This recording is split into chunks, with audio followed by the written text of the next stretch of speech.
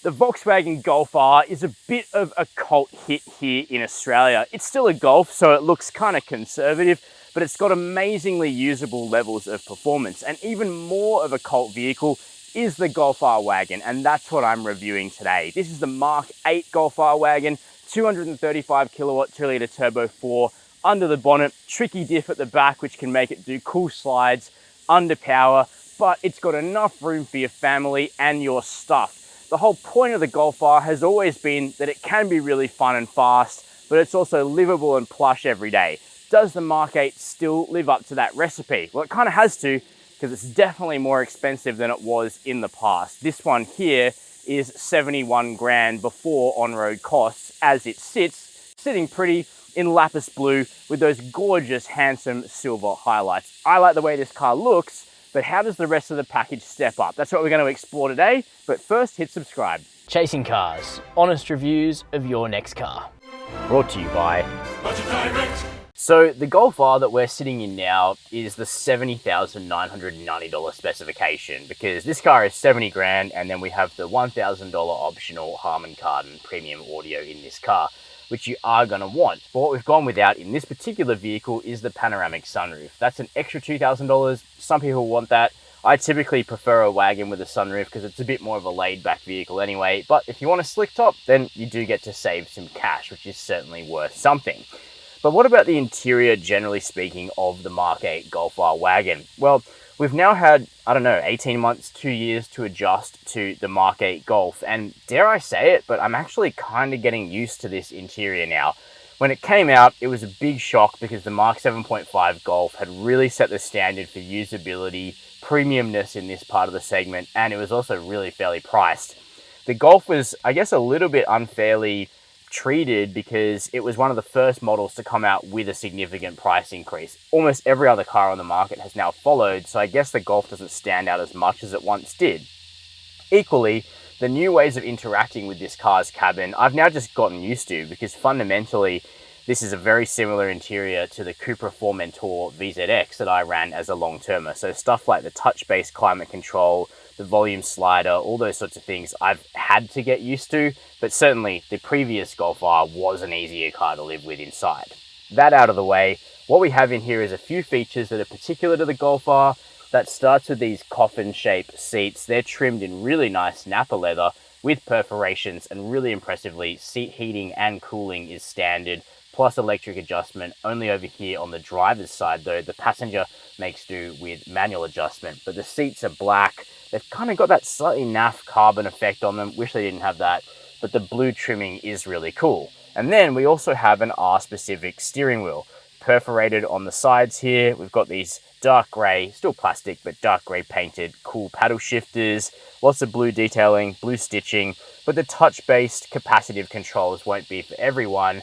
And Volkswagen's big boss has already said that the company will be returning to physical buttons on the steering wheel at the next available update, so this is going. As for the rest of the tech, we've got two 10-inch screens up here, one in the center which is a touchscreen and one is a digital display for the driver, and these are both really good. The touchscreen is clear, crisp and high resolution. The response time could occasionally be better, but I think that Volkswagen has improved this since the Mark 8 came out through software updates. It's got wireless Apple CarPlay, the connection's been rock solid for me, the digital driver display is nice and configurable, you can set that up how you like, and the quality of the Harman Kardon is superb. With the surround turned on, the acoustic in this wagon is really nice. Plus the seat is comfortable. I do wish it dropped a little bit lower, but the support is fantastic, the driving position is pretty good, the visibility out is great, the ergonomics are actually almost perfect in this performance station wagon, and the storage on offer is very decent. Wireless charging that actually works, it's got a little tray above it, lots of oddment storage here, an adjustable sliding armrest, flockline door bins, so a lot of those classic Golf hallmarks are still very much here. If you're a subscriber or a fan of chasing cars, you'll probably know that I am a big fan of Volkswagen's Passat 206 TSI wagon. It's a bit bigger than this car, it's not quite as powerful as this car, but it's still a superb driver's station wagon with a good amount of performance. But I must say that they've really made the Golf R wagon in Mark 8 form almost as big as that vehicle in the back. So I'm 6 foot, I'm sitting behind my own driving position, and I've got really good legroom, excellent tow room, headroom's terrific. So this wagon has a really comfortable back seat, and that's why you don't have to go for a mid-size SUV or a large SUV to fit your kids in the back. If you prefer great driving dynamics and a supple ride, which is what you get out of this car, don't go SUV. Don't go a Tiguan R. Go a Golf R wagon, because it's clearly spacious enough in the back for those kinds of needs. And here's some footage as well of baby seats set up in the back of this car, so you can see that it does work. But in terms of the amenities back here, we've got air vents, separate climate zone, fast charging USB-C ports, pockets on the back of the seat aplenty, a flip down armrest, really nice quality leather on the seats. It's just a bit of a shame that the Golf betrays its more pedestrian mainstream roots with hard touch materials on the doors. That's one place where you can tell the Passat is a more premium and expensive Volkswagen model, because you get a lot more soft materials. When the Mark 8 Volkswagen Golf came out, I really was not sold on the looks. And then I drove the Mark 8 R for the first time, and I thought, thank God, there's at least one Mark 8 that actually is attractive. And for me, that's the Golf R. I think it actually needs the R adornments, it needs the blue and silver color scheme in order to look really good, this generation of the Golf, and thankfully that's what we're dealing with today. That being said, I do think the super long overhang of the Golf wagon in Mark 8 form is a little more awkward than the super handsome Mark 7.5, but still, all things considered, this is better looking than just about any midsize SUV, so that's great. Centered R badge, no Golf logo on the back here at all. I think that shows confidence. Power tailgate is standard, and that opens up to reveal a huge 611 litre boot. Lots of cargo room, lots of clever touches, like one of these blinds that you just tap to send it back. That's really cool.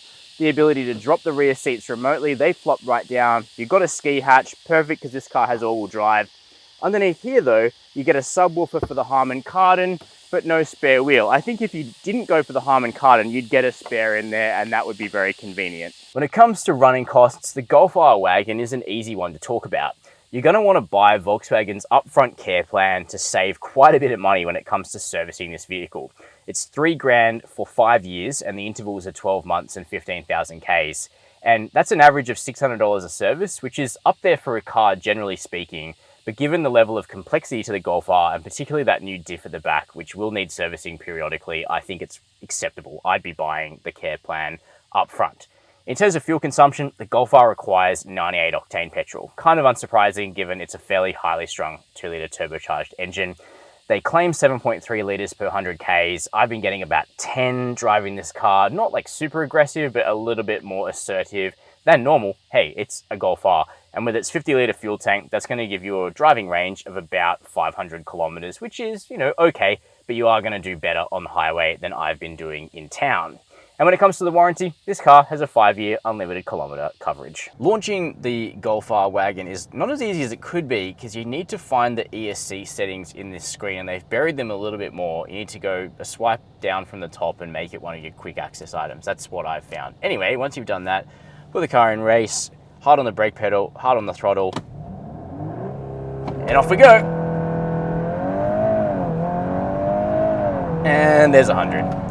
It's a quick car. I'll put the times on the board now of the 0 to 100 and the 100 to 0. But safe to say, the Golf R wagon can really turn it on when what you want is maximum performance.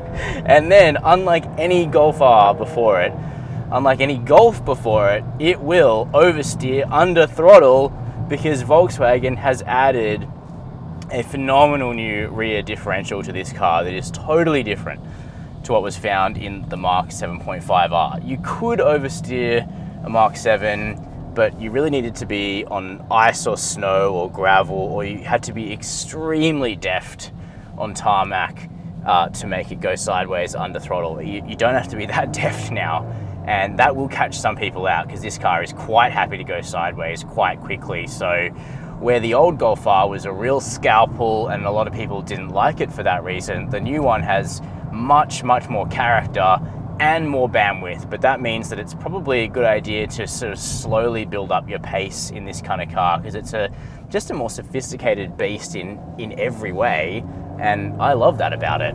It's a much more interesting car to drive once you've kind of got to a higher plateau in this vehicle than the Mark 7.5R was, and I think that's cool. Let's talk about the bona fides, starting with what we've got under the bonnet. It's another advancement of the Volkswagen EA888 engine. It's the latest generation of this engine, and it's making good power, 235 kilowatts of power. I've got the horsepower on the screen now for people that prefer that, and 420 Newton meters of torque, which is actually more than you get in the Golf R hatch, because this car has the gasoline particulate filter in it, whereas the hatch does not in Australia. And as a result, we get Europe's best tune of the EA888 for the Golf in our R Wagon, but not in our R hatch. So you get the most power, the most torque of any Golf R, and that's pretty cool. And as a result, it's brought really good performance for this vehicle. We've also got really good brakes, lovely brake pedal feel. Even just pottering around town, the brakes feel great. In fact, that's one thing the Golf R does well, or at least continues to do well, same as the previous gen, is that as an everyday vehicle, it's just such a pleasure, because this car is satisfying and interesting to drive at 3/10, 4/10. You don't have to grab it by the scruff of its neck all the time to enjoy driving this car, and that's down to just beautifully damped suspension, pretty well judged steering, and this calm, controlled demeanor that is a bit of a product of the MQB Golfs. And you know, MQB continues to be the platform used underneath this vehicle, albeit in MQB Evo latest generation form. These cars just have this polished premium demeanor, and that's not just a line out of the brochure. I think most people that spend some time behind the wheel of one of these things just go, okay, it's elevated. This is not an i30 sort of vehicle. It's more like a mini Audi A3, if you will. So yeah, you know, pottering around, it's very good. But then, as I mentioned before, it really does give you more options as a keen driver when you start to exploit the performance on offer from this vehicle. We're still running that nice light 2-litre turbo, push back as far as they can get it with the constraints of this platform, and so our front end is nice and light in this car. We've got the hand-cooked tires on this particular vehicle, and they offer a nice blend between good bite when you're turning in, but they still have enough slip in them that you can get the back out when you want to. So I like the blend here. If there was one thing I was going to change dynamically about the latest Golf R, it's that the steering, the electric power steering tune is just too muscular for kind of no reason. So you start the car, and by default it starts in the sport drive mode with heavy steering, and so every single time you got to go mode, individual, or comfort. I've set up individual to be a sporty engine tune and a comfortable steering tune, and then you get kind of a lighter steering rack. But the steering is not as nice in this car as it is in the Golf GTI, and that's really just down to the tune that's running through it. I wish there was a lighter still steering tune, so it didn't feel so much like Volkswagen were trying to be like, it's an R, it's got heavy steering equals sporty. Because most people that really love to drive will tell you that heavy steering does not equal sporty, that those things are not the same thing. At least that's my opinion. You can certainly disagree with me below in the comments. But we've got terrific body control, and then we've got VW's latest gen adaptive damper, and this is the secret sauce of the Mark 8 Golf and the new Skoda Octavia as well. These 15-stage adaptive dampers allow you to get into the golden zone, which for me in this car is slightly to the firm side of comfort, but certainly not sport and certainly not race. Slightly to the firm side of comfort in Australia is the Goldilocks zone for the dampers, where you're getting superb body control and just amazing suspension plushness. It's an R. This is a performance car. It's got a hard edge to it. It can go sideways under throttle. Like, this is not a soft car. And yet with these adaptive dampers, you get somehow this magic carpet ride as well as all those other abilities. So it's like compliments to the chef on that one. As for the rest of the experience, refinement's pretty good. Of course, we do have a stickier tire here, so you're gonna get some road noise. Wind noise is bearable. You've got that great Harman Kardon if you option that, you turn that up, really nice acoustic, good to listen to. So isolation is decent, and then we've got really nicely tuned safety features. Volkswagen have really got their lane centering to be pretty great now. That holds the line nicely. The adaptive cruise is well tuned as well. We've got a reversing AEB. And of course, it would be remiss of me to somehow finish my dynamic comments without talking about the DSG automatic. But this is so funny because it's just become one of these factors which is like a non-issue or even a plus in Golfs now.